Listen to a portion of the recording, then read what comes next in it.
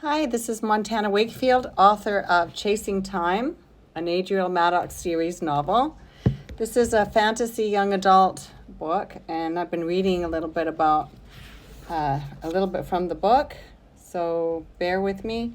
I want to catch you up to speed. We've already met the protagonist, Adrielle Maddox, and her sister Coco, and this takes place, it's a contemporary fantasy, so right now they were in Florida, and now it jumps to chapter 2, is a chapter on Achaia, Greece, 231 BCE, 10 years later. A harrowing, intrusive sound exploded into the night like a cannon tearing up the hillside and penetrating the thick castle walls into the small bedroom where Adrielle lay sleeping. Loud and piercing, the clanging noise infused into her subconscious. Desperate to cling onto shreds of her dream, Adrielle pulled her pillow tightly over her head. "What is that sound?" she moaned, willing it away, but the brash vibrations swelled in her ears until they became an undeniable force. Adrielle reached to nudge Hayden, thinking he knew what the harrowing sound was, but the spot on the bed was cold. Through filtered moonlight, she saw the bottom sheet was stretched taut, the damask quilt folded neatly back the way she left it for him at night, meaning he hadn't been to bed. Shivers of panic tingled in her veins. She fought to keep calm. Panic would only cloud her mind. She raised her head off the pillow and concentrated. A bell? Yes, that was it.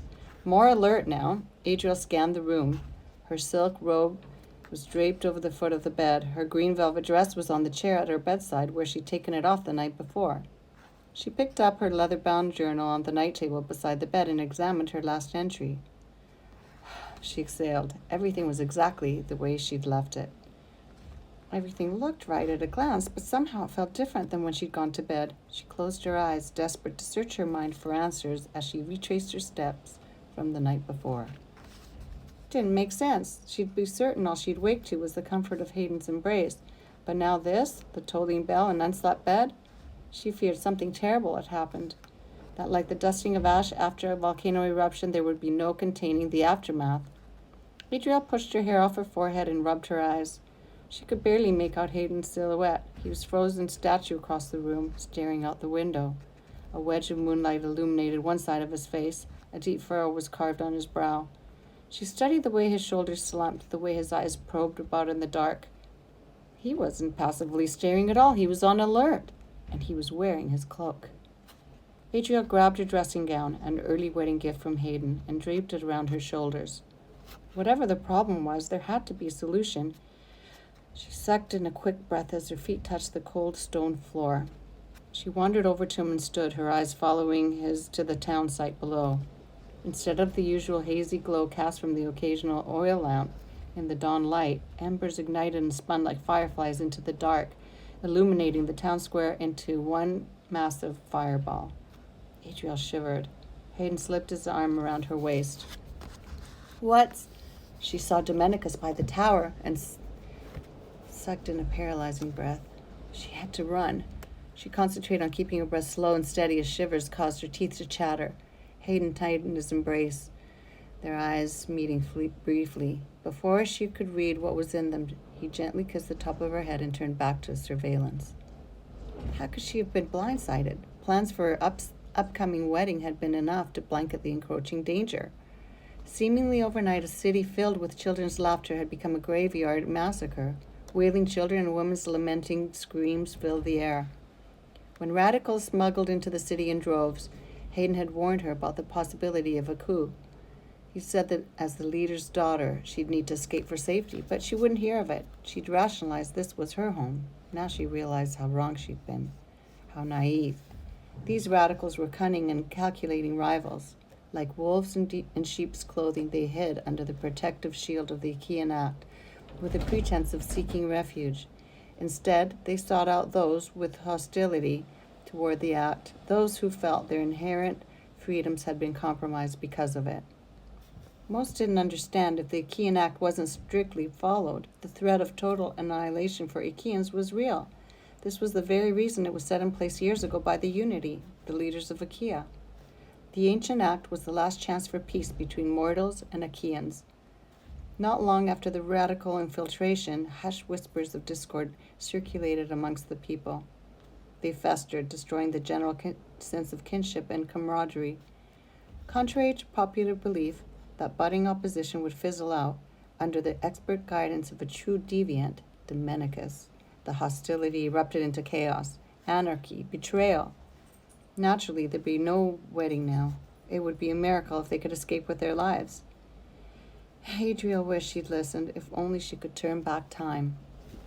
As though reading her thoughts, Hayden squeezed Adrielle's hand. The contagion of terror was even more visible in the first rays of daybreak. Far below Hayden's castle, Dominicus stood in his natural Achaean bird form, with his wings spread wide, elegantly poised and coolly calm. His intimidating stance challenged opposition. He looked as if he was fiercely aware of his surroundings and ready to pounce. The 3 tribunal leaders, wearing heavy iron collars with inner sharp spikes, were tied to one large stake next to Dominicus. The collars were chained together and bound so tightly, if one were to try to hang to avoid impending torture, the other 2 would strangle to death. A mound of dry wood covered the foot of the stake.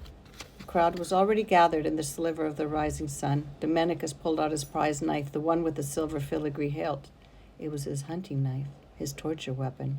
He twisted the needle-like blade until the heavy metal glinted in a ray of morning light. The crowd hushed. They watched in horror as Dominicus paused, a brazen smile stretching across his face as he savored the moment. He was an expert showman, and torture was his specialty. Only Hayden, as the keeper of the sacred book of feathers, and the 3 tribunal leaders now on the stake were privy to the entirety of Dominicus' audacities, for all crimes or acts of treason committed by any Achaean were recorded within the book's binding. Dominicus plunged his blade deep into the first tribunal's side, Aaron, the strongest and most revered Achaean leader, Adrielle's father. The flapping of the banners was the only sound as Adrielle, along with the crowd below, stared in disbelief. This harrowing silence was broken by a gurgle of blood rising into Aaron's mouth as he choked.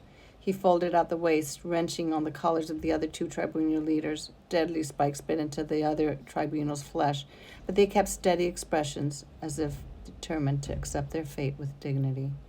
Dominicus raised his bloody knife to the crowd, savoring his victory. Adrielle's legs buckled under her. Hayden lunged and caught her while she gasped for air. Unwilling to accept this fate, Adrielle staggered to her bed and collapsed onto it. She stared angrily at her hands, trembling excuses for appendages. She shoved them into her pockets. Nestled in the silky fabric, she felt the crisp, sharp edge of an envelope. What? She tore the envelope open and read, Adrielle, your life is in danger.